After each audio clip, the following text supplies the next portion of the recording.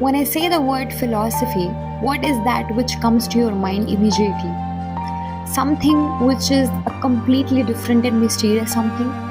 A subject which deals with objectivity, the traditional view of dealing with metaphysical questions of life, death, your purpose in the world, etc. etc. While this could be fascinating to someone, it could also be really distracting and perplexing to the other.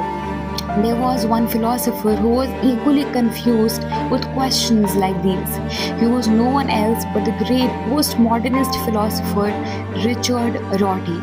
Richard Rorty was one of those postmodernist philosophers who rejected the traditional view of philosophy which deals with empiricism, objectivity, traditional metaphysical questions, etc.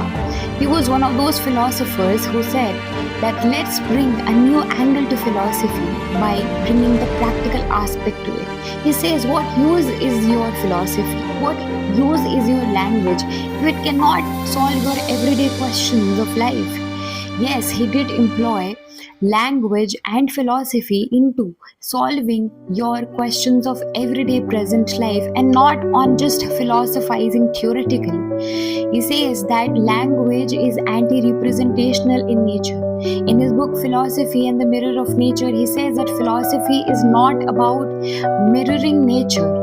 This equals that equals this. No, he says that philosophy or language is something which is to be used to make friends, for collaboration, and not for any kind of writing anything of this or that sort. He was also someone who had a very therapeutic effect to solving problems of the society, where he used philosophy and language for making a better and more democratic society.